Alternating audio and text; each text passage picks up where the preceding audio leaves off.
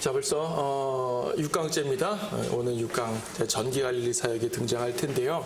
전기 갈릴리 사역이 예수님의 이제 초림의 행적 중에서 가장 많은 분량을 차지합니다.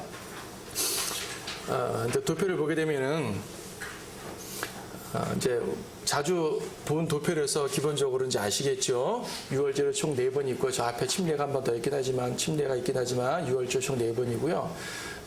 이제 유월절 중심으로 한 예루살렘 사역은 빼고 갈릴리 사역만 딱 말했을 때 전기 갈릴리 사역을 이제 두세 유월절에는 여기까지를 봅니다. 왜 이렇게 길고 후기 갈릴리 사역은 꽤 6개월 정도밖에 안 되는 짧거든요.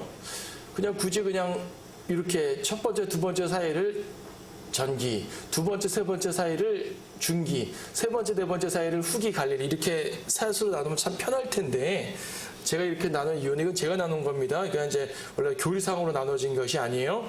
학자들마다 다르게 나눌 수가 있어요. 말 그대로 전, 중, 후로 나눠도 되고 여러분이 별도로 연구해서 나눠도 관계 없습니다. 제가 이렇게 나눈 이유는 뭐냐면은 일단 이 전기 갈릴리 사역이 길더라도 그 특징이 같아요. 같은 특징을 갖고 있고 후기 갈릴리 사역은 그 사역의 내용 중에 특징이 조금 다릅니다. 그래서 특징 중심으로 구분하다 보니까 전기 갈릴리 사역이 좀 길게 들어갔어요. 그리고요, 이 두 번째 이 전기 갈릴리 사역이 꽤 길다 보니까 상당히 많은 사역이 있거든요. 그것을 순서대로 정확히 말하기 힘들어요, 사실은. 제가 적절하게 분류하긴 했지만 100% 완벽하다고는 말할 수 없습니다. 그래서 어느 시점이 딱 이 전기 중기를 나눌 수 있다라고 말하기가 솔직히 힘들어요. 무엇보다 두 번째 6월절이 전기 갈릴리 사역 중간에 딱 들어갔는데 두 번째 6월절날 요한복음 5장에서는 베데스다 사건이 나오긴 하지만 이 사건이 갈릴리 사역 중에 어떤 사건 사이에다 이 시점을 명확히 잡기가 힘들어요. 그러다 보니까 전기 갈릴리 사역 중에서 반을 뚝 잘라서 1기, 2기, 3기라고 나눌 수가 없는 거죠. 무엇보다 특징이 하나이기 때문에 같은 사역으로 이렇게 묶어서 설명을 합니다. 자, 전기 갈릴리 사역을 보게 되면요, 초기 무대가 요한이 투옥된 이후에 시작됩니다. 이제 첫 번째 유월절 사건, 니고데오 만나고 이런 사건들 말이에요. 그런 부분에서는 요한이 투옥되기 전입니다. 그래서 요한과 함께 요단강에서 침례를 주는 일들도 있었는데요. 요한의 사역과 그리스도의 사역에 자연스럽게 교체되는 모습을 보게 됩니다. 이때 가장 큰 특징이 뭐냐면 이제 제목도 가장 왕성한 사역이라고 말씀드렸는데 표적들이죠. 이적들이 가장 많이 나오는 시기가 요 시기예요. 이적들과 더불어서 이제 이적이라고 하게 되면 주로 병고침 그리고 마귀 쫓아내는 거. 보통 이제 축사라는 표현을 한국 교회에서는 축사라는 표현을 쓰는데 우리는 잘 쓰지 않죠. 어쨌든 마귀 쫓는 거 그리고 병고침이 주로 등장하는 표적이고요. 그다음에 이렇게 갈릴리를 잔잔케 하는 이런 것도 나오지만 주로는 마귀 쫓는 것과 병고침이에요. 그리고 이걸 중심으로 설교를 하시죠. 이런 부분들이 가장 많이 나타나는 것이 이제 전기 갈릴리 사역인데 이런 이적들은 그냥 단순한 이적이 아니라 예수님께서 유대인의 왕이다, 구약에 예언된 메시아다 이것을 말하기 위한 도구로서 주어지는 내용입니다. 설명하면서 계속 보도록 합니다. 전기 갈릴리 사역의 이제 초기 무대. 갈릴리를 다 돌아다니셨어요. 그러니까 여기가 이제 갈릴리 바다고 왼쪽에 있는 부분이 바다 이제 지중해랑 갈릴리 바다 사이에 있는 요 내륙 부분을 갈릴리 지역이라고 보통 얘기를 하거든요. 이 지역이 이제 갈릴리 사역의 주 무대고 아마도 예수님의 발길이 안 닿는 곳이 없을 것입니다. 거의 모든 성읍에 예수님이 발길이 닿으셨을 텐데 이제 오늘 볼 부분은요 주로 나사렛과 카나 그리고 카퍼나움 이 세 지역에서 중심으로 이제 사역을 하게 됩니다. 그래서요 나사렛과 카나에서 주된 이제 갈릴리 사역이 시작됐고 그리고 카퍼나움으로 옮겨서 참 많은 사역을 하시고요. 갈릴리 전 지역으로 이 중에서 카나랑 나사렛은 갈릴리 내륙 지방에 있는 곳이고요. 카퍼나움은 갈릴리 해변 지방이에요. 자, 갈릴리를 말했으니까 좀 보죠. 갈릴리 바다입니다. 여러분 눈을 좀 시원하게 해드리기 위해서 제가 직접 찍어온 사진입니다. 갈릴리 바다고요. 꽤 넓어서 카메라 한 앵글에 들어가질 않아요. 그러니까 멀리서 찍으면 다 들어가지만 바닷가 가서 찍을 때 한 앵글에 다 들어오지 않을 정도로 꽤 큽니다. 건너편에 있는 이제 산들이 보일 정도니까 대략적으로 짐작이 가시죠. 갈릴리 바다 평온한 때, 마침 제가 갔을 때가 평온할 때예요. 풍랑이 없던 때입니다. 꼭 마치 이제 풍랑 지나고 이제 해가 비쳐가지고 잔잔하게 된 예수님 잔잔한 그런 모습 같지 않습니까? 풍랑을 보진 못했지만 이 갈릴리 바다도 이제 풍랑이 종종 일어난다고 해요. 실질적으로 이제 성경에도 갈릴리 풍랑이 2번 나왔잖아요. 갈릴리 주변에는 이렇게 언덕들이 많아요. 언덕들이 많은데 이제 다음 시간에 보겠지만 산상설교라고 해가지고 예수님이 산에 올라가서 설교하셨잖아요. 그 산상설교한 자리가 어딘지 정확하게 몰라요.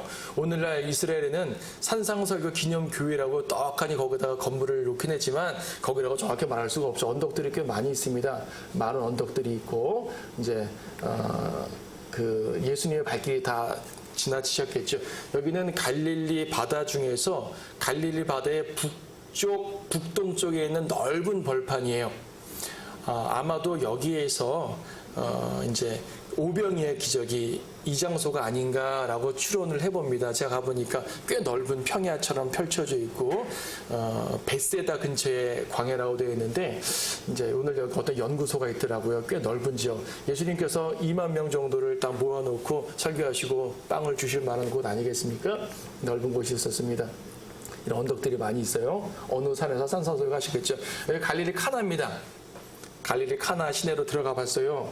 갈릴리 카나 시내로 들어가 봤더니 이제 많은 것들이 있지만 거기에 이제 떡하니 교회가 자리 잡혀 있습니다. 거기는 관광 교회가 되게 많아요. 카톨릭 교회도 있고요.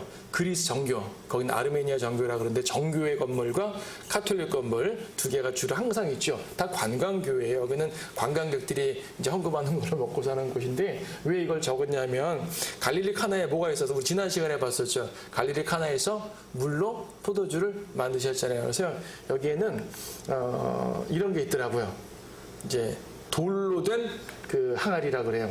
여기다가 물을 담아서 포도주를 만들었다고 하죠. 정말 이건지는 모르겠어요. 고대에 그런 유물들을 갖다 놓은 것 같아요. 바로 옆에는 그리스 정교회가 있었는데 정교회는 이런 그림들이 꽤 많습니다. 정교회도 나름대로 자기네 이 항아리를 갖다 놨어요. 뭐 어떤 게 더 정확한지 알 수 없습니다. 이것이 고대에 썼던 항아리다라고 말을 하는데 나와보니까 거기에는 그 카나 와인이라 그러죠. 포도주 집이 꽤 많아요. 포도주를 팝니다. 예수님 포도주 만들었다고 해가지고 그 교회 옆에 포도주 파는 데가 많아요. 제가 그랬어요. 저거 예수님 마신 포도주, 예수님 만든 포도주 있으면 한 병 주세요. 사갈게요. 자기들도 웃더라고요. 예수님 만든 포도주 여기 어디 있겠어요. 그냥 성경을 빙자해서 장사하는 사람들이 많이 있죠. 자, 나사렛으로 들어갑니다. 오늘 나사렛 들어갈 거거든요. 나사렛, 여기 나사렛 표지판 있죠? 네. 나사렛은 언덕 위에 세워진 도시입니다. 지금은 이제 여러 가지 도시 구역이 잘 되어 있긴 하지만 예수님 당시에는 절벽, 벼랑 위에 세워져 있었어요. 이쪽에는 완만하고 이쪽엔 벼랑이 있는 거죠. 예수님을 밀어 떨어뜨려 죽이려고까지 했던 그런 곳이 바로 나사렛입니다. 나사렛에는 이제 그 마리아가 예수님을 이제 수태 고지했다고, 그러니까 예수님이 임신했다는 천사의 알림을 받잖아요. 이제 수태 고지라는 표현을 쓰는데 카톨릭에서, 그래서 카톨릭에 수태 고지 교회가 있어요. 정말 여기서 마리아가 이 수태를 고지받은 건 아니겠지만 나사렛이니까 적당히 만들어 놓은 것 같아요.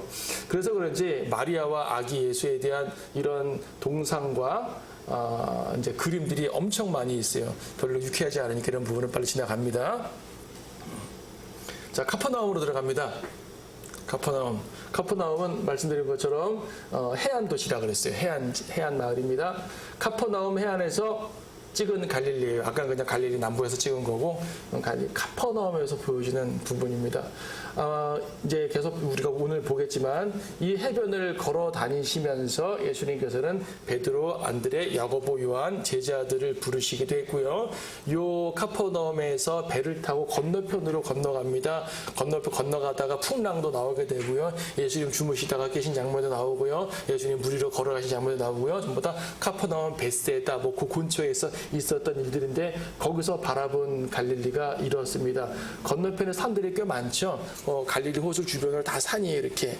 그 중에 어느 산에서 설교하시는지는 알 수 없지만 아마도 거의 모든 산과 모든 지역들을 돌아다니면서 설교를 하신 것으로 알고 있습니다. 자, 갈릴리, 이제 갈릴리 구경 다 했어요. 갈릴리 다 갔다 왔죠? 이제 성경을 보는 겁니다. 자, 나사렛과 카나. 지난 시간에 예수님께서는 예루살렘 사역을 마치시고 첫 번째 유월절을 마치시고 니고데모도 만나고 그 다음에 갈릴리로 올라가실 때 사마리아를 통과해서 올라가셨죠. 사마리아를 통과해서 올라가시면서 수칼성에서 여인에게 복음도 전하셨고요. 요한복음 4장 43절에 수칼성을 말하는 그 장면에서 보게 되면 예수님께서 거기서 며칠 머무시면서 복음을 전하셨어요. 물 한 잔 마시고 바로 가신 것이 아니거든요. 며칠 머무셨는데 이틀 후에 올라가시더라라는 표현이 나옵니다. 이틀 후에 수칼성에서 며칠 계시다가 이틀 후에 이제 올라가신 거죠. 갈릴리로 가셨어요. 갈릴리 사람들의 첫 번째 반응은 환영하는 거였습니다. 여러분 요한복음 4장 펴놓으시고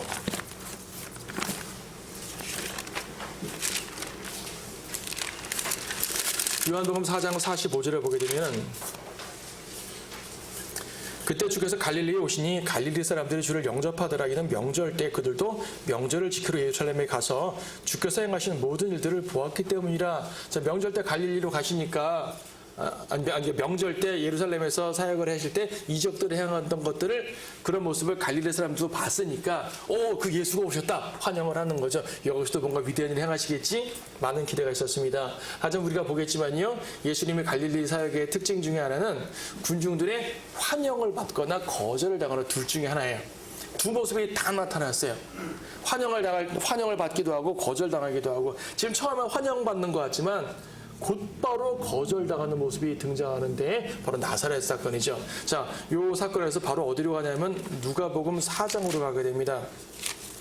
누가복음 4장에서는 시험을 받고 오셔서 바로 나사렛으로 가신 것처럼 되어 있는데 지금 누가복음 4장 13절에서 시험을 이제 40일 금식하시고 시험을 끝내시고요. 14절에서 성령의 권능으로 갈릴리로 돌아오시다고 13절, 14절 딱 나눴잖아요. 그러니까 누가복음에 따르면은 마귀 시험 받고 곧바로 갈릴리에 오신 것 같지만 사실 13절과 14절 사이에 초기 예루살렘 사역이 있었던 거예요. 그 사건 13절, 14절 사이에 요한복음 2, 3, 4장 사건이 있는 것이란 말입니다. 그리고 다시 누가복음 4장 14절로 오는 거죠. 명성이 온 지방에 두루 퍼져 있다 그럽니다. 16절 보니까 주께서 자라나신 나사렛에 오셔서 자신의 관리에 따라 안식일에 회당에 들어가서 성경을 읽으러 서시더라. 당시 관리는 유대인 남자들이 이제 회당에 있고요. 회당에서 누구라도 성경을 읽을 수가 있어요. 회당에 빛이 된, 그때는 뭐 오늘처럼 누구나 휴대하는 성경이 아니니까 두루마리 성경을 딱 펼쳐서 주는데 예수님이 그 부분을 이사야서를 펼쳐서 쭉 찾아가지고 의도적이죠. 찾으셔가지고 이사야서 61장 1절과 2절을 읽으신 겁니다. 그 내용이 바로 있는 것처럼 누가복음 4장 18절 19절에 있는 내용이죠. 주의 영이 내게 임하시니 이는 가난한 자들에게 복음을 전해 가시려고 내게 기름을 부으심이라 하면서 메시아가 오신다 라는 말씀을 하시고 20절 책을 덮으신 후 그것을 맡은 자에게 다시 주고 앉으시니 회당에 있는 모든 사람의 눈이 그에게로 주목되더라. 주께서 그들에게 말씀하기 시작하여 이 성경이 오늘날 너희 귀에 이루어졌느니라. 이사야서에서 메시아가 오신다는 말씀을 읽으시고 이 성경이 여러분에게 이루어졌습니다. 내가 메시아다 왔다 이거죠. 이 말씀이 이루어졌어. 너희들 이제 나를 따르면 돼. 뭐 이런 말씀이죠. 이 말씀을 들으니까 사람들이 예수님께서 유대에 사용하셨다는 소문도 들었고, 이제 말씀도 참 은혜롭게 하시니까 참 좋은데 왜 갑자기 자기를 메시아라고 말하냐는 얘기예요. 22절에서 아니 이 사람 요셉의 아들이 아니냐? 나사렛이니까 다 예수님 친구들입니다. 거기 모인 사람들이 뭐 친구, 뭐 이렇게 형 동생하는 그런 사람들인 거죠. 아니 내가 저 사람 아는데 나사렛 목수인데 무슨 갑자기 자기가 메시아래? 받아들일 수가 없죠. 예수님께서 참 성실하게 사셨다 그랬잖아요. 청년 시절, 어린 시절을 성실한 청년으로 살았기 때문에 많은 사람들에게 칭찬이 자자했을 겁니다. 참 성실하고 건실한 청년인 건 알겠지만 그러다 메시아라니까 인정을 못 하겠는 거예요.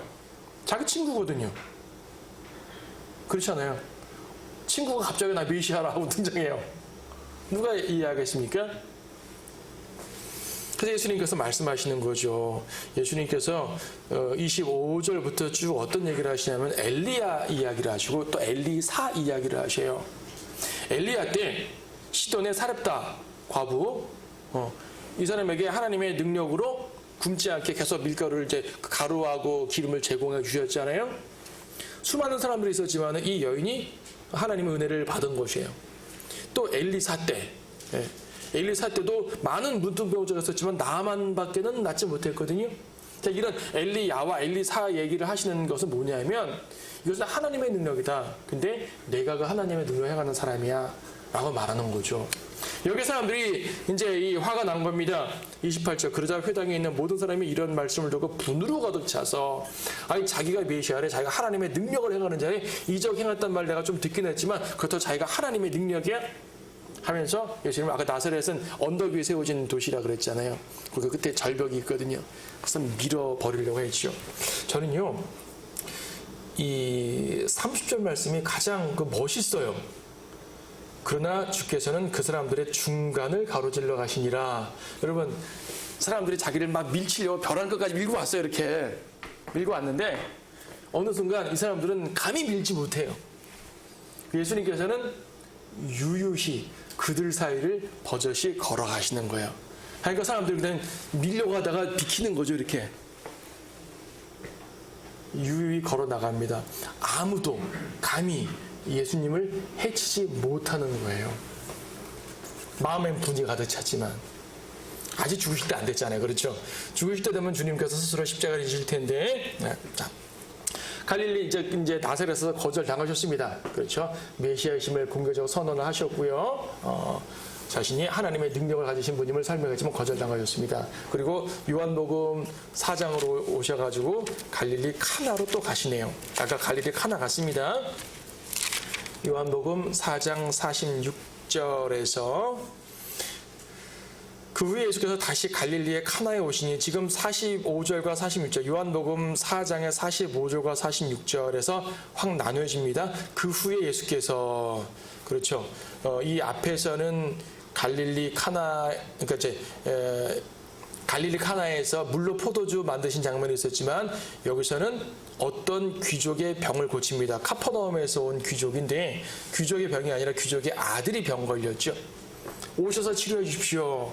예수님께서 말씀으로 그대로 치유해 주셨습니다. 이 귀족이 돌아가다가 종들이 와가지고 당신의 아들이 살아났습니다. 언제 살아났냐?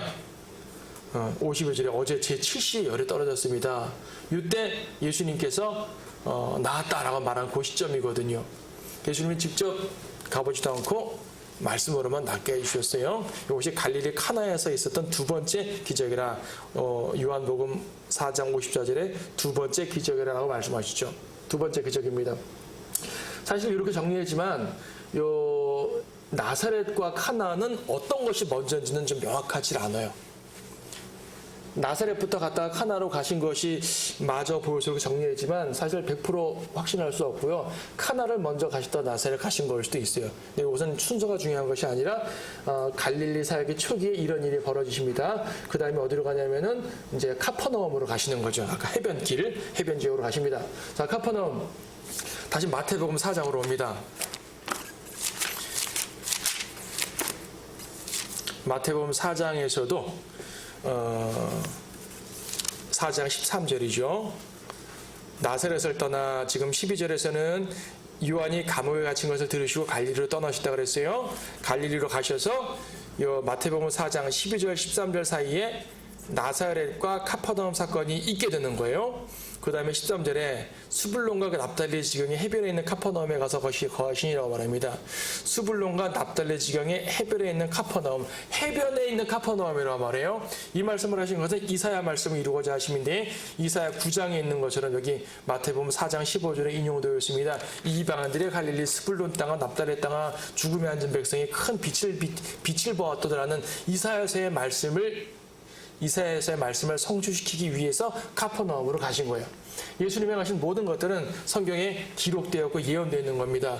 이때부터 예수님은 왕성하게 복음 전파를 직접 행하십니다. 마태복음 4장 17절에서 말씀하시는데 그때부터란 말은 뭡니까? 카퍼나움에 와서부터란 얘기거든요. 그때부터 예수께서 전파하기 시작하여 말씀하시기를 회개하라 천국이 가까이었느니라. 그래서 카퍼나움은 예수님의 제2의 고향과 같은 곳입니다. 나사렛이 기본 고향이지만 카퍼나움에서도 이제 카퍼나움 역시 자기 성읍이라고 불릴 정도로 예수님의 행적이 많이 있는 곳이고 특히 예수님의 기적과 복음 전파가 가장 많았던 곳 중에 하나가 카퍼나움이에요. 자, 천국 복음을 선포하셨다고 그러죠. 천국 복음. 제가 여러분들 기본적인 교리를 아시니까 여기서 천국이 가까이 왔느니라 침례 요한도 일찍이 이렇게 전파했고요. 여기서 천국은 죽어서 가는 하늘나라 말하는 것이 아니죠. 예. 죽어서 가는 하늘나라는 그냥 하늘나라라고 말합니다. 하늘나라라고 말하고 여기서 천국, 킹덤 오브 헤븐이라는 말은 메시아 왕국이에요. 메시아 왕국. 이 땅에 이루어질 메시아 왕국입니다. 천국이라고 표현을 했지만 이 땅에 이루어질 메시아 왕국이에요.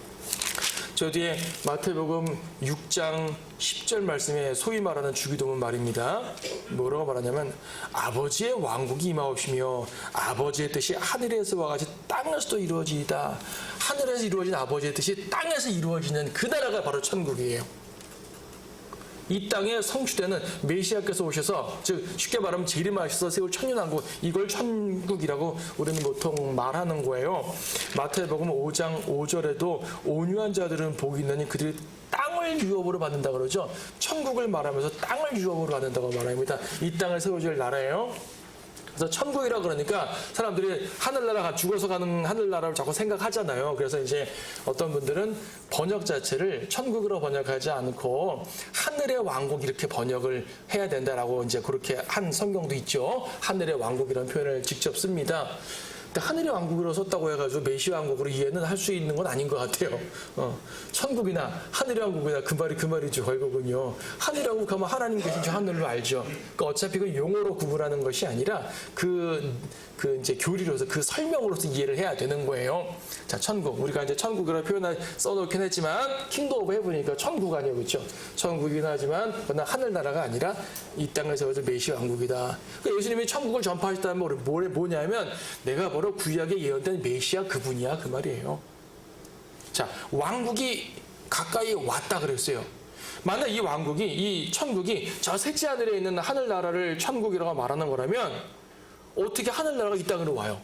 천국이 가까이 왔느니라. 하늘나라가 가까이 와요? 아니죠. 우리가 하늘나라 가는 거지 하늘나라 일로 오는 게 아니잖아요. 그렇죠? 이것은 저 셋째 하늘 낙원을 말하는 것이 아니라는 얘기죠. 네. 이 땅이 이루어질 메시아 왕국입니다. 그래서 천국이 가까이 왔다는 얘기는요. 한마디로 말하면은 왕이 오셨다 그 말입니다. 천국이라는 이런 국가 체제가 왔단 말이 아니거든요. 국가 체제가 왔단 말이 아니라 그 왕이 그 왕국의 왕, 그 왕국의 주인이 왔다. 내가 왔다 그 말이에요. 침례 요한도 그 왕이 오신다 그 말이고 예수님은 내가 왔다 그 말입니다. 그러므로 회개하고 받아들여라. 너희들이 회개하면 이 왕국에 들어갈 수 있다라고 말씀하시는 거죠. 그래서 아까 이 나사렛에서도 말입니다. 내가 메시아야라고 말할 때 누가 그 말을 믿어요? 자기 친구라니까요. 어떻게 그 말을 믿습니까? 그래서 예수님께서는 표적을 행해 주시는 겁니다. 기적을 행하셨어요. 수많은 기적들이 나옵니다.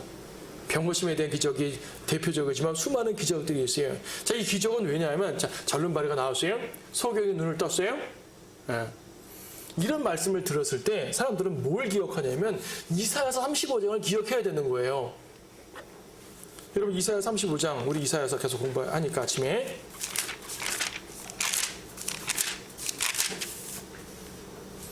이사야 35장 5절 그때 소경의 눈이 뜨이며 귀머거리에 귀가 뚫리리라.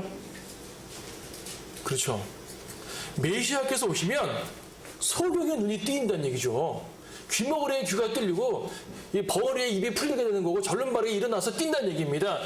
이게 구약 성경이 이사야를 비롯해 여러 군데 예언이 되어 있어요. 그러므로 그분들이 생각할 때 저 사람이 메시아인지 아닌지 어떻게 알죠? 말로는 누구나 말할 수 있잖아. 내가 메시아야. 누가 말을 못해요. 누구나 말할 수 있지만 그분이 메시아인 것을 증명하려면 이런 일을 해보라는 얘기죠. 구약에 예언되어 있으니까. 근데 예수님은 하셨잖아요. 그러면 예수님이 메시아라는 것이 증명이 되는 거죠. 그래서 이적을 우리가 보통 표적이라는 말을 써요.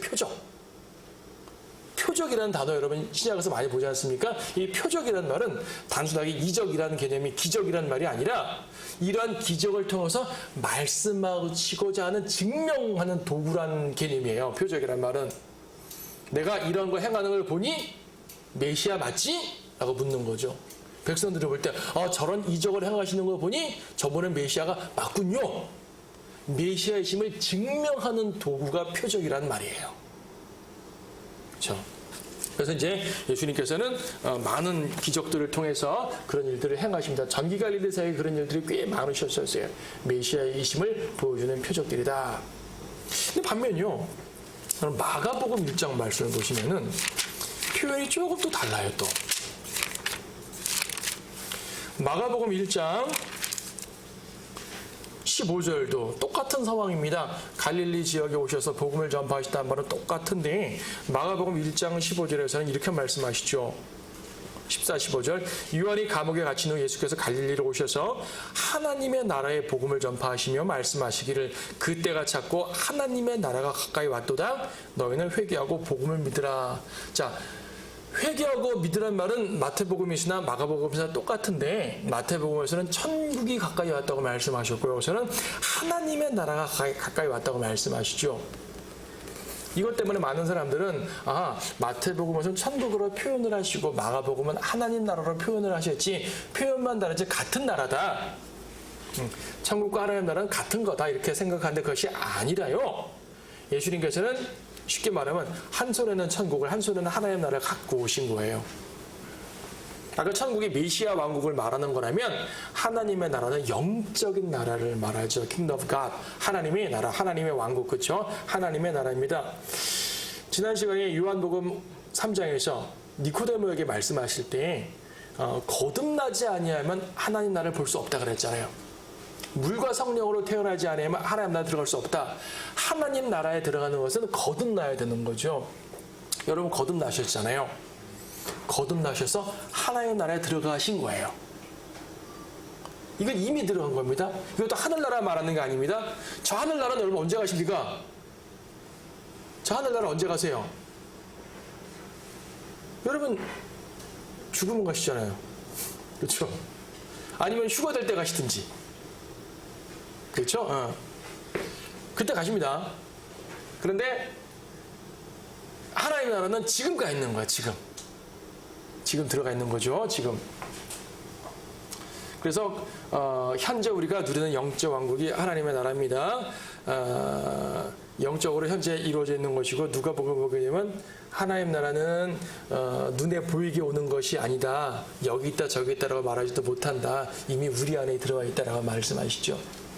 반면 천국은 메시아 왕국을 말하는 것입니다. 자, 그래서 예수님께서는 둘 다 증거하셨어요. 물론 갈릴리 사역에서는 이 천국 부분이 훨씬 더 강조가 됩니다. 이 부분이 이제 천국 부분이 갈릴리 사역의 핵심 부분이라는 것을 우리는 알 수가 있죠. 자, 또 어떤 일이 있었습니까? 갈릴리 사역에서 카퍼나움 해변에서 예수님께서는 제자들을 부르십니다. 마태복음 4장에 보게 되면 제자를 부르죠. 어디에요? 18절부터 나오네요. 갈릴리 해변을 걸어가시다가 베드로와 안드레 형제입니다. 베드로 안드레를 보시고 말씀하십니다. 19절 나를 따라오라. 내가 너희로 사람들을 낚는 어부가 되게 하리라. 이들은 즉시 그물을 버려두고 예수님을 따라가십니다. 조금 더 걸어가시다가 이제 세베대의 두 아들 즉 야고보와 요한을 부르십니다. 이 초기 4명이 이제 자주 등장하는 거죠. 4명이 등장합니다. 여러분 이상하지 않아요? 베드로 안드레 우리 앞에서 봤어요. 예수님 만났어요. 어디서 만났죠? 요한복음 1장에 침례 요한이 보라 하나님의 아들 하나님 어린 양이라 라고 말씀하셨을 때 요한의 제자 중에 한 명이 갔다가 이제 안드레가 베드로에게 말해서 예수님을 소개했어요. 이때 예수님께서는 베드로에게 그때는 베드로가 아니죠. 그냥 시몬이었죠. 시몬에게 게바라 이름 붙여줬잖아요. 게바란 말이 베드로란 말이거든요. 돌. 그때 만났어요. 이미 유대 땅에서 만났다고요. 침례 주던 자리 그 근처에서 만났다고요. 근데 여기서 또 만나네요. 그럼 무슨 말입니까? 요한복음에서 만났을 때 베드로는 그때 바로 제자가 된 게 아니란 얘기예요. 예수님을 만나고 했지만은 여전히 자기 생업을 한 그냥 사람이에요. 네. 자기 생업을 하고 뭐 예수님을 따랐다가 저녁 때 집에 와서 자고, 그러니까 전적으로 따른 것이 아니고 자기 바쁜 일을 하고 이런 사람이란 얘기죠. 아직 제자 아닙니다. 이때 주님께서 제자로 부르시는 거예요. 드디어 두 번째 만남이죠. 아직까지 제자가 아니었습니다. 이때부터 주님을 따르는 제자가 되어가는 모습입니다. 주님께서 뭐라고 말씀하셨습니까? 사람 낚는 어부가 되게 한다. 내가 너희로 사람들을 낚는 어부가 되게 하리라. 너희들 물고기 잡는 데 익숙하지? 이제 사람을 잡어. 하나님 나라에 구원받은 백성으로 그들을 낚아오라는 얘기입니다. 그래서 성경에는요, 사람을 물고기로 비유를 참 많이 하죠. 물고기를 이렇게 딱 그물로 낚듯이 하나님 나라에서 죄인들을 다 구원시키는 거예요. 구원시키는 것. 그래서 첫 제자들이 어부인 게 참 의미심장하다는 얘기입니다. 제자란요, 주님과 동일한 마음을 품어야 돼요. 동일한 마음을 품고 주님과 동일한 입장에서 사역을 해야 됩니다. 우리 주님은 그렇게 말하지만 난 좀 다르게 말할 거야. 이건 제자가 아니에요. 동일한 말을 해야 되고 동일한 마음을 품어야 되고 동일한 입장으로 동일한 일을 해야 됩니다.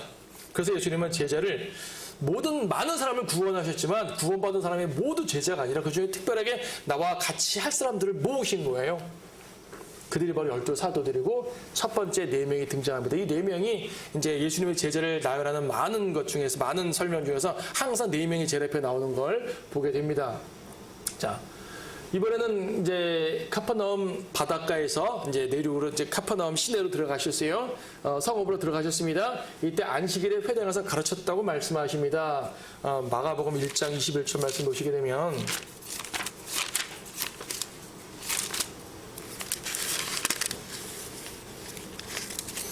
마가복음 1장 21절, 그리하여 그들은, 그러니까 바닷가에서 만났던 이 제자들, 그리하여 그들은 카퍼나움으로 갔으며 주께서는 안식일에 곧장 회당으로 들어가서 가르치시니라. 사람들이 주의 교리에 놀라니, 그래서 이제 예수님의 말씀에 놀랐죠. 그런데 23절 24절 보니까 더러운 영을 지닌 사람이 있습니다. 24절 말하기를 우리를 내버려 두소서. 나사렛 예수야, 우리가 당신과 무슨 상관이 있나이까? 당신이 우리를 멸하려고 왔나이까? 나는 당신이 누구신 줄 아나이다. 하나님의 거룩하신 분이니이다. 예수님은 잠잠하고 그에게서 나오라 내쫓으셨어요. 자, 마귀의 고백을 보세요. 마귀는요, 하나님을 알아요. 그렇죠. 하나님을 압니다. 예수님을 알아보고 떨어요. 우리를 멸하려고 오셨습니까? 예수님이 마귀를 멸하시려고 오셨다는 것도 알아요. 근데 아직 때가 안 됐는데 왜 벌써 우리를 멸하시려고 하십니까? 뭐 그런 말이죠. 무서운 거죠. 야고보서에서도 말합니다. 너희들이 하나님을 믿느냐? 잘하였도다. 마귀들도 믿고 떠느니라 그랬죠. 마귀도 믿음이 있어요. 여러분, 믿음이라고 표현하지 않죠. 마귀의 믿음이라는 말은 그 자체가 모순된 말이긴 하지만 어쨌든 마귀도 안다는 얘기예요. 어떻게 보면 우리보다 더 자세히 아는 게 마귀죠. 하나님 앞에서 두려워 떨 수밖에 없습니다. 예수님께서는 이처럼 세상의 권세뿐 아니라 영적 세계에서도 권세가 있는 분임을 드러내신 것입니다. 그분이 왕이심을 보여주신 것이에요. 천국의 왕, 하나님 나라의 왕이라는 사실을 여러 번에 걸쳐서 보여주십니다. 그래서 마귀를 쫓는 것은 메시아 사역의 핵심적인 표적 중에 하나예요. 왜 마귀를 쫓는 게 핵심적 표적이냐? 아까 병 고치는 것이 메시아 표적이라고 말한 것은 구약에 예언된 거기 때문에 메시아의 힘을 증명하려면 병 고쳐야 된다고 그랬죠. 마귀 쫓는 건 왜 그러십니까? 예수님께서 죄인을 구원하시는 분이라는 것을 드러내야 하셔야 되기 때문이죠. 그렇죠. 그리고 왕국을 차지하시기 위해서라도 마귀들이 제거돼야 돼요. 특히 이스라엘은요, 이스라엘 민족적으로 마귀에게 사로잡힌 민족 아닙니까? 마귀가 이스라엘을 사로잡고 있는 거예요. 마귀를 제거하지 않으면 이스라엘을 차지할 수가 없는 거죠. 십자가에서 마귀에게 이기지 않으시면 우리를 구원할 수가 없는 겁니다. 주님께서는 우리를 구원하시기 위해서 그분의 사랑을 나타내시고 죽어주시고 다 고맙고 다 좋은 말이에요. 하지만 그렇게 해서 마귀를 제거하지 못했다면 어떻게 우리를 구원하겠어요? 우리를 위해 죽으신 그 사랑도 감격스러운 거지만 마귀를 제거하시는 능력이 더 중요하다는 얘기입니다. 마귀를 제거하지 못하고 마귀에게 사로잡혀 있는 우리를 어떻게 구원하시겠어요? 그래서 주님께서는 병 고침뿐 아니라 마귀를 제거하시는 이러한 이적들을 통해서 그분이 메시아다, 그분이 구세주다 라는 사실을 알리는 거죠. 그래서 예수님이 행하신 이적은 물론 불쌍해서 고쳐준 것도 맞아요. 불쌍하잖아요. 고쳐주죠. 하지만 단지 불쌍해서 고쳐준 거라면은 예수님 때 고침받지 못한 사람들 더 많았거든요. 그들 다 왜 안 고치셨어요? 예, 불쌍해서 고치신 것도 맞아요. 하지만 그거는 1차적인 모습이라면 더 중요한 것은 자신이 하나님의 아들이심을, 자신이 메시아이심을 드러내기 위해서 이런 이적들을 행하시면서 증명하신 겁니다. 전기 갈릴리 사역에서 대부분의 내용들은 내가 하나님의 아들이야, 내가 메시아야, 이 주장이셨어요. 그래서 그토록 많은 표적들을 행하신 것입니다. 설명드린 내용이죠. 자, 그 다음에 특별한 사건이 하나 나오는데 베드로의 아내의 모친을 고치셨다, 장모님 고치셨단 말이죠. 자, 여러분 마가복음 찾아놓고 있으니까 마가복음을 그대로 보세요. 마가복음 1장 29절 말씀 보게 되면 그 후 그들이 회당에서 나와 야고보와 요한과 함께 시몬과 안드레의 집에 들어갔는데, 시몬과 안드레는 형제니까요. 시몬의 아내의 모친이 열병으로 누워있더라. 열병으로 누워있습니다. 내용 보게 되면 그 여인을 고치신 거예요. 왜 이 부분을 특징으로 봤냐 하면 베드로는 로마 카톨릭에서 1대 교황이잖아요. 그렇죠. 천주교, 그렇죠. 우리 카톨릭 나오신 출신 1대 교황이 베드로인데 왜 천주교 사제들이 결혼을 안 했냐면 베드로가 결혼 안 했다는 얘기죠. 베드로 결혼했어요. 베드로의 아내의 모친 딱 나오잖아요. 베드로의 장모라고 말해도 틀린 건 아닌데 확실하게 못 박은 거예요. 베드로의 wife's mother. 정확히 표현한 거거든요. 베드로의 아내가 있죠. 그래서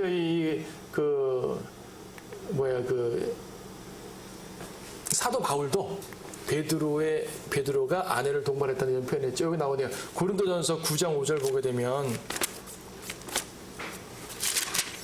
고린도전서 9장 5절에 보게 되면, 우리에게 다른 사도들이나 주의 형제들이나 게바와 같이, 게바와 같이 자매된 아내를 동반할 권리가 없겠느냐? 나도 결혼해서 아내 동반할 수 있다, 그 말입니다. 그 중에서 게바와 같이 자매된 아내를 동반. 그래서 게바는, 베드로는 아내가 있다, 그 말이죠. 천주교인들 쓸데없는 소리 하지 말라는 얘기예요. 성경에 딱 나와 있다는 얘기죠. 그래서 이적 중에 하나지만 강조하고 넘어갑니다. 지금 마가복음에서는 이 사건이 29절 바로 28절에 보게 되면 이제 마귀를 내쫓으시고 회당에서 나와 베드로의 장모님 고쳤단 말이 연결된 사건으로 나오는데, 마태복음에서 이 사건이 뚝 띄어져 가지고요, 저 산상설교 뒤에 사건으로 나와요. 그래서 어떤 게 더 순서가 맞지? 라고 혼동될 때가 있는데, 여러분이 종종 성경 순서, 그러니까 이 사건의 순서가 뒤집어질 때는 마가복음을 기준으로 한다는 것을 아시면 돼요. 마가복음을 기준으로 하고 마태복음에서는 특별한 목적상 별도로 설명을 한 거라고 이해를 하시면 되겠습니다. 자, 다양한 치유 사역이 계속 등장합니다. 지금 마가복음 보고 계시니까 마가복음 1장 32절 저녁이 됐어요. 바로 같은 날입니다. 같은 날 저녁이 되어 해가 기우니 사람들이 병든 자들, 마귀에게 사로잡힌 자들을 모두 데리고 와요. 30절 온 성읍이 문 앞에 함께 모였더라. 예수님이 어떤 집에 들어가셨을 거 아니겠어요? 그 집 문 앞이 문전성시가 되어버린 거예요. 수많은 사람들이. 그러니까 카퍼나움 온 성읍이 모여들었다고 말하죠. 온 성읍이 문 앞에 함께 모였더라. 온 성읍이 다 몰렸던 겁니다. 어떤 사람들은 병든 자들이 왔고요. 어떤 분들은 병든 자들을 데리고 왔고요. 어떤 사람들은 그냥 구경하러 왔고요. 그럴 거 아니겠어요? 다 몰려든 겁니다. 주님은 그들을 하나하나 이제 병자들을 치유해 주시고 마귀를 쫓아내 주시고 메시아의 표적을 행하셨죠. 예, 사랑과 연민으로 행하신 거예요. 불쌍히 여기셨어요. 불쌍히 여기지 않고 행할 수는 없습니다. 그래서 불쌍히 여겨서 행하신 게 맞아요. 주님의 기본 성품입니다. 여러분들이 누군가를 돕는 마음이 든다면 선한 마음이에요. 그래서 누군가를 돕고 그에게 여러분 힘을 다해서 혹은 물질적으로나 마음적으로나 도울 수 있다면은 주님이 주신 선한 마음이라면 얼마든지 이제 하세요. 예? 내가 언제 저들 다 도와, 나 다 못 도우니까 안 돕게 해서 그렇게 하지 마시고 주님이 여러분에 주시면은 그 선한 마음을 활용을 하시는 거예요. 자, 도와주세요. 주님은 하셨어요. 그렇게.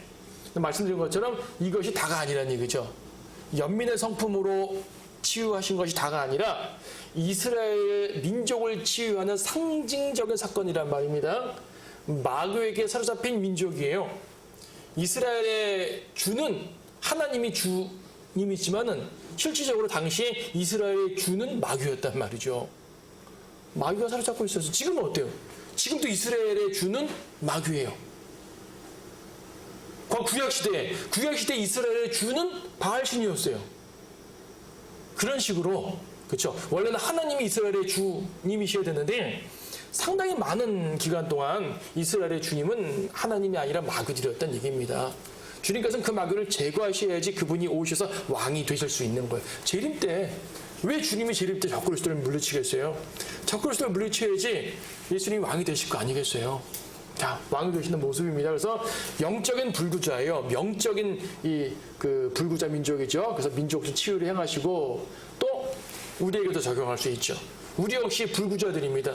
여러분은 건강하게 팔다리 입고 다니실지 모르지만 영적 개념으로는 여러분이 소경이었고요. 여러분들은 벙어리였고요. 그렇죠? 여러분들은 절름발이었단 말입니다. 영적 개념으로 말해서 구원받기 전에 죄인이었을 때 죄는 영적 질병이거든요.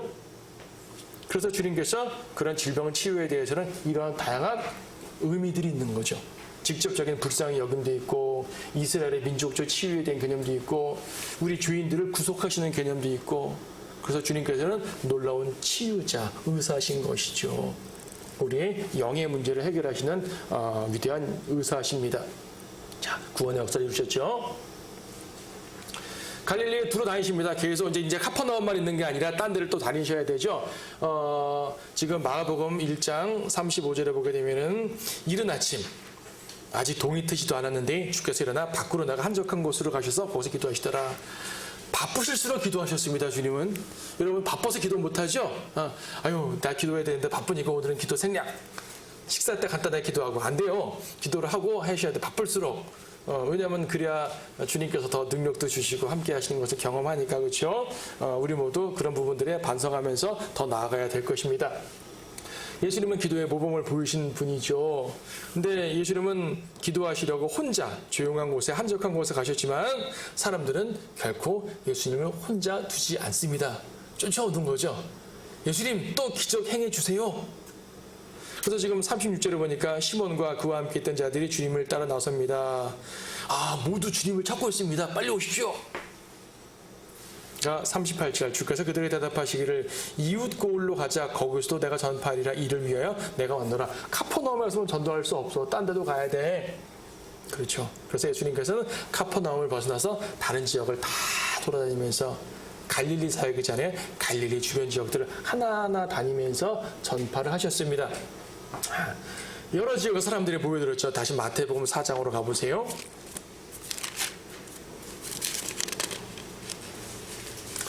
마태복음 4장 25절 이 표현이 저는 참 상징적인 표현이라고 생각합니다. 마태복음 4장 23절, 24절, 25절 보게 되면 23절은 일반적인 표현이에요. 갈릴리에 두루 다니시면서 회당에서 가르치시고 왕국복음을 전파하시고 백성 가운데 모든 질병과 허약함을 고쳐주셨어요. 이거는 우리가 지금까지 본 내용입니다. 그랬더니 소문이 퍼졌죠.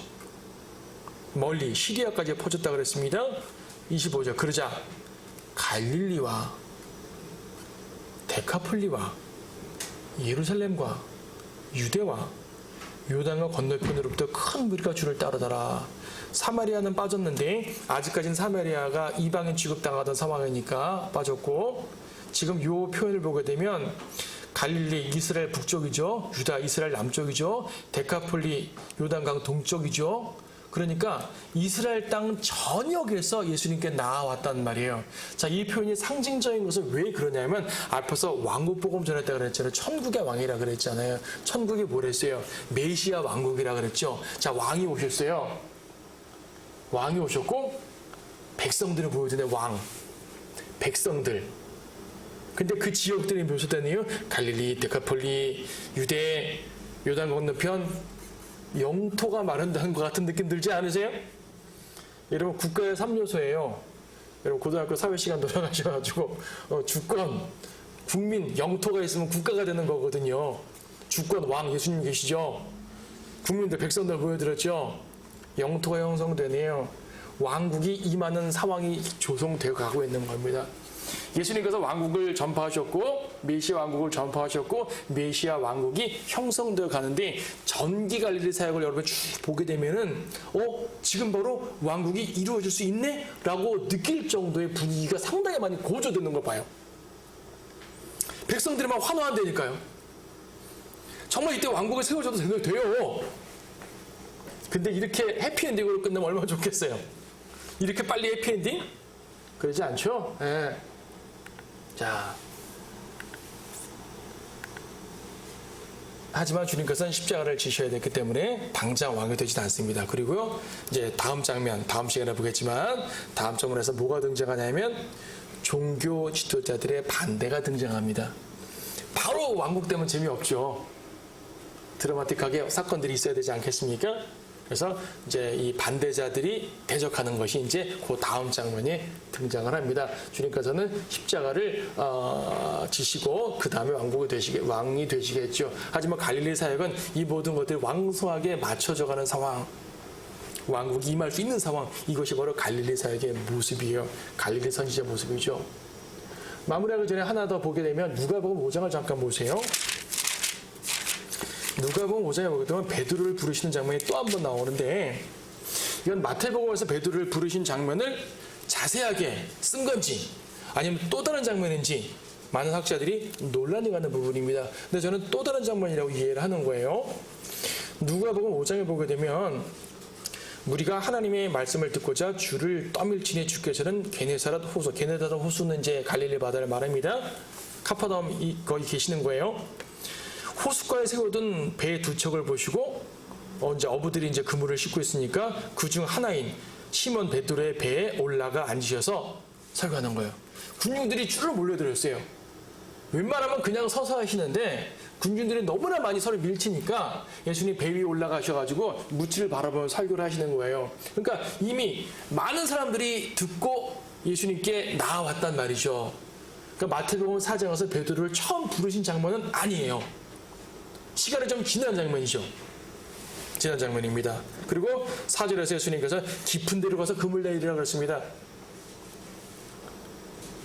베드로는 밤새도록 잡았지만 아무것도 못 잡았어요. 하지만 선생님이 말씀하시니까 한 번 더 해볼게요. 베드로 예수님이 안다는 얘기입니다. 예수님이 이적을 안다는 얘기입니다. 밤새도록 아무것도 못 잡았는데 예수님이 말씀하시니까 한 번 더 내려볼게요. 예수님을 신뢰하고 있는 상황이잖아요. 예수님이 이적을 행한 걸 인정하는 상황이잖아요. 그러니까 앞에서 처음 마태복음 4장에서 제자된 것과 다른 사건입니다. 그럼 무슨 말이에요? 이미 제자가 됐는데 왜 또 제자가 되죠? 완벽한 제자가 안 되었다는 얘기죠. 나를 따라오라. 사람 낳는 어부가 되게 하리라. 그래서 예수님을 따른 제자가 되었지만 아직 완벽히 따른 게 아니었었어요. 자기 급한 일 있으면 일 처리도 하고. 그러니까 밤새도록 고기 잡았다니까요. 왜 고기를 잡아야 되죠? 예수님 따라 다녀야 될 사람이 아직 완벽히 따른 거 아닙니다. 그리고 예수님 말씀대로 큰 물고기를 많은 물고기를 잡았어요. 그물이 찢어질 정도라고 6절에서 그랬습니다. 동료 배들까지 와서 처리할 정도였습니다. 8절에서 베드로가 예수님께 무릎 꿇습니다. 나를 떠나가소서 오 주여 나는 죄인이로소이다. 베드로가 자기의 죄인임을 고백하고요. 하나님의 아들 앞에서 인정을 하는 것이죠. 그렇죠. 그리고 10절에 주님은 다시 한번 말씀하십니다. 두려워 말라. 이제부터 너는 사람들을 낳게 될 것이라. 이때부터 베드로는 진짜 예수님만 따르고 다른 걸 다 버려가는 거예요. 그래서 그들이 베드로 육지에 대고 모든 것을 남겨둔 채 주를 따라가더라. 그렇죠?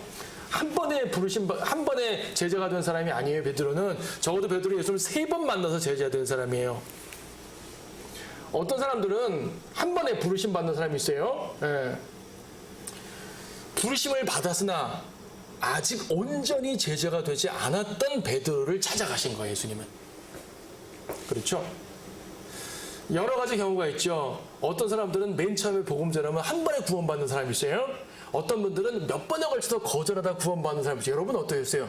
여러분 한 번에 구원받았어요? 몇 번 거절하다 구원받으셨어요? 사람마다 경험 다르죠? 예, 다릅니다. 예. 이렇게 다르다는 얘기예요. 저도 마태복음 9장에 보게 되면 마태라는 사람, 마태는 한 번에 즉각 부르심을 받고 간 사람이에요. 베드로는 3번에 걸쳐 부르셨어요.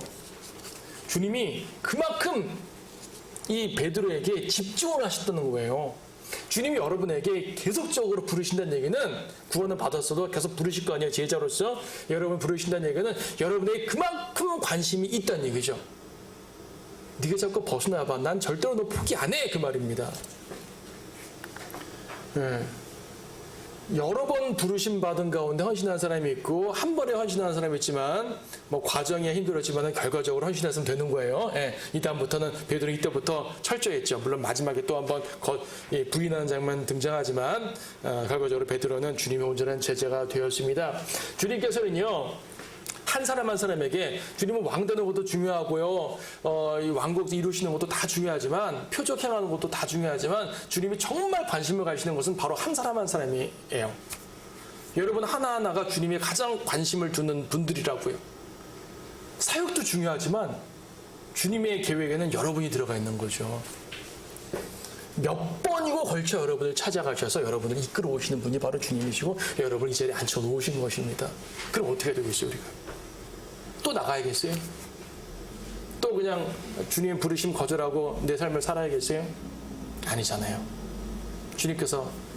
주님께 가야 되는 겁니다. 그래서 예수님께서 왜 다른 기적이 아니라 물고기를 엄청 많이 잡게 하셨어요. 자, 깊은 데 가서 그물 던져봐. 던졌더니 엄청 많이 잡혀서 자기 혼자 말고 옆에 배랑 같이 왔다는 얘기죠. 왜 그랬어요? 왜 그렇게 해줬죠? 아마 예수님은 성경에 기록되지 않지만 그러한 마음이셨을 거예요. 베드로야, 물고기가 그렇게 필요했어? 물고기가 필요했구나. 엄청 잡아줄게. 물고기가 필요하면 얼마나 잡아줄 수 있어. 근데 베드로야, 너한테 중요한 건 그것이 아니란다. 네가 원하면 난 뭐든지 해줄 수 있어.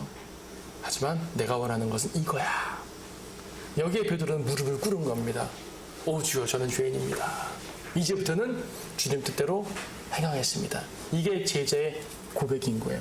여기서 베드로는 3번째 예수님을 만나면서 제자의 고백을 온전히 하게 되는 거죠.